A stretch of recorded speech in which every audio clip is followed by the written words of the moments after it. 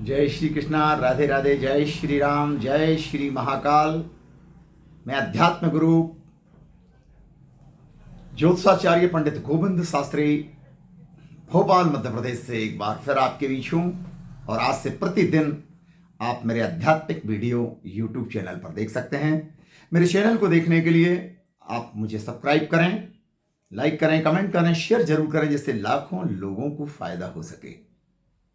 हम चाहते हैं कि आपके घर का मानसिक तनाव दूर रहे। आप सुबह सुबह ईश्वर की वंदना कीजिए। मानसिक तनाव दूर करने के लिए आप मेरे प्रतिदिन के आध्यात्मिक वीडियो जरूर देखें, सुने।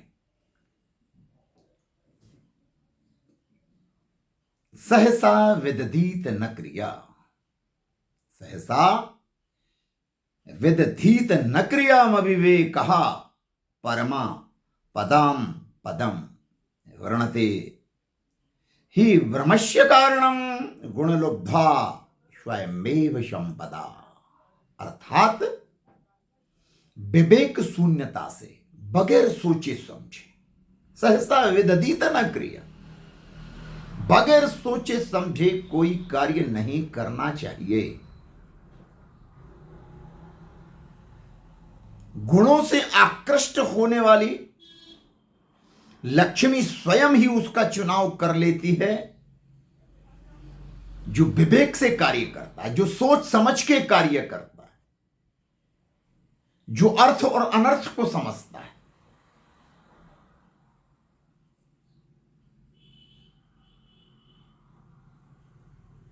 अनायास ही, अनजाने में, सहसा क्रोधित होकर मनुष्य को किसी भी प्रकार का कोई कदम जल्दबाजी में नहीं उठाना चाहिए। बहुत सोच समझकर। क्रोध आए तो थोड़ी देर आप मौन हो जाइए, थोड़ी देर मौन रहिए। और थोड़ी देर मौन रहने से भी क्रोध नहीं जा रहा है तो पूरे दिन मौन धारण कर लीजिए, क्रोध चला जाएगा। वो पूरे दिन में भी ना जाए तो 2-3 दिन मौन धारण कर लीजिए। जब मानसिक स्थिति ठीक होगी, मानसिक पटल पर आपके ईश्वर का चित्रण होगा, उनकी आकृति, उनका वैभव, उनकी वेशभूषा, जब आपका ध्यान ईश्वर में केंद्रित होगा तो सहसा ही तनाव दूर हो जाएगा। खुश रहने का प्रयत्न करो, आनंदमय जीवन जीने का प्रयत्न करो। घुटन भरी जिंदगी जीने के लिए हम नहीं आए यहां। आनंद से, प्रमोद से, आप स्वयं जब आनंद में होंगे तब आप दूसरे को आनंद दे पाएंगे। जब आप स्वयं प्रसन्न होंगे तो दूसरे की प्रसन्नता का कारण बनेंगे। प्रसन्न मन जिनके रहते हैं उनके स्वास्थ्य अच्छे रहते हैं। जो प्रसन्न रहते हैं उनके घर में भी लक्ष्मी सदा सदा के लिए वास करती है। जिस घर में ग्रह कलह होता है वहां लक्ष्मी का वास नहीं होता। वहां से ज्ञान चला जाता है, धर्म चला जाता है, भक्ति चली जाती है। वो विवेक शून्य लोग होते हैं।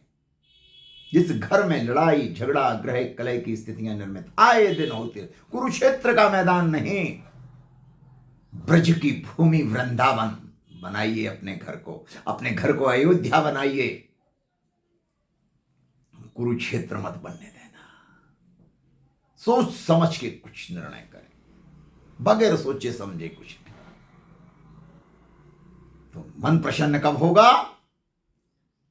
जब आप सूर्योदय के पहले उठेंगे, सूर्य भगवान को जल चढ़ाएंगे, भगवान के मंदिर में बैठ करके ओम कृष्णाय वासुदेवाय हरिये परमात्मने प्रणतः क्लेशनाशाय गोविंदाय नमो नमो नमः, इस मूल मंत्र का 108 बार जाप करिए।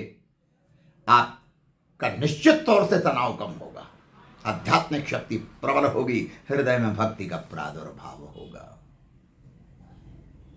और एक बात कहूं कि जब भी अवसर, विद्या प्राप्त करने की कोई उम्र नहीं होती। जिस उम्र में भी आपको ज्ञान मिल जाए, जहां से भी सत्संग से ज्ञान मिल जाए, वेदों से मिले, पुराणों से मिले, ब्राह्मणों से मिले, ऋषियों से मिले, मुनियों से मिले, माता पिता दादा दादी से, बुजुर्गों से मिले। ज्ञान का संचय हमेशा करते रहो और उसका वितरण भी करते रहो, क्योंकि ज्ञान को संचय करके ताला डाल के नहीं रखना। इसको आप जितना खर्च करोगे वाणी के माध्यम से, विचारों के माध्यम से, लाखों लोगों को फायदा होगा। कुएं से जितना पानी निकलेगा उसकी शुद्धता उतनी ज्यादा होगी। नदियों का जल प्रवाहित होता रहता है ना, इसलिए शुद्ध माना गया है। तालाब का, पोखर का जल स्थिर हो जाता है, इसलिए अशुद्ध हो जाता है। तो विद्यामित्रम प्रभाषेषु भार्यामित्रम गृहेषु च रुग्णस्य औषधम मित्र धर्मो मित्रम मृतस्य च। तात्पर्य यह हुआ कि प्रवास की मित्र विद्या है। अगर आपने पढ़ाई लिखाई की है, आपने शिक्षा ग्रहण की है, तो यात्रा में, प्रवास में, विदेश जाने पर आपको यही विद्या काम आएगी और इसी विद्या से आपको आजीविका मिलेगी, नौकरी मिलेगी। आपका सम्मान आपकी विद्या से होगा, आपके ज्ञान से होगा। आपके रंग रूप सौंदर्य से सम्मान नहीं होगा। आपका ज्ञान ही आपका सम्मान का कारक बनेगा। आपका ज्ञान ही आपकी आजीविका का साधन बनेगा। तो विद्यामित्रम प्रवासेषु भार्यामित्रम गृहेषु च। प्रवास में विद्या मित्र है, लेकिन घर में आपकी पत्नी मित्र है, भार्या मित्र है। उससे अच्छा व्यवहार करो, अच्छी वाणी बोलो, मित्रता का व्यवहार करो। वो आपकी जीवन संगिनी है, जीवन साथी है। वो मृगनयनी है, मृगलोचनी है, पिकबैनी है, अर्धांगिनी है। उसको महत्व दो।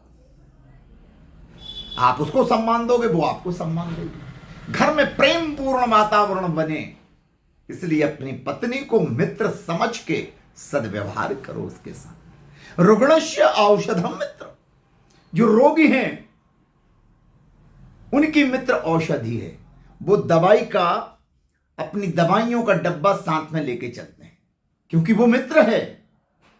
शरीर में रुग्ण होने, उत्पन्न होने पर, कष्ट होने पर, बीमार होने पर, बुखार होने पर, हृदय गति रुकने पर, शरीर में किसी भी प्रकार की पीड़ा होने पर रोगियों के लिए उनकी सबसे अच्छी मित्र औषधि है।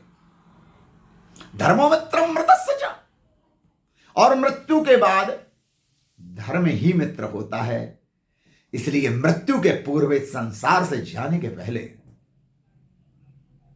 धर्म कर्म करना, दान पुण्य धर्म यज्ञ अनुष्ठान, मंदिर निर्माण, मंदिरों में मूर्तियों देना, दीन गरीबों को भोजन कराना, पक्षियों को दाना चुगाना, गौ माता को चारा खिलाना, गौशालाओं का निर्माण करना, अनाथ आश्रमों में जाकर के भोजन करवाना, दीन गरीबों को, बुजुर्गों को वृद्धाश्रम में जाकर के ऐसे पुनीत कार्य करो। नदियों के, सरोवरों के घाट बनवाओ, वहां स्वच्छता लाओ, स्वच्छता अभियान चलाओ। अच्छा काम करके जाओगे तो यश कीर्ति इस संसार में भी मिलेगी, और यहां से जाने के बाद परमात्मा के दरवाजे में भी, परमात्मा के दरबार में भी आपको सम्मान के साथ आपका स्वागत धर्मराज जी पूर्व दिशा से करेंगे। अच्छा कार्य करके जाओ, जिससे अपने माता पिता का नाम रोशन करके जाओ। इतना धर्म, इतना दान पुण्य हो जाए कि अगला जन्म किसी राजा महाराजा के यहां हो जाए। भूमि भवन वाहन ऐश्वर्य, स्त्री पुत्र नाती पोते, अच्छा स्वास्थ्य, अच्छी वाणी, अच्छा रंग रूप कब मिलेगा?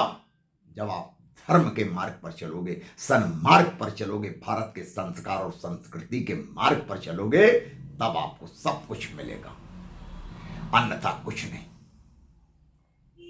मांस मदिरा का भक्षण करोगे, आचरण और चरित्र से हीन हो गए तो सब कुछ खत्म हो जाए।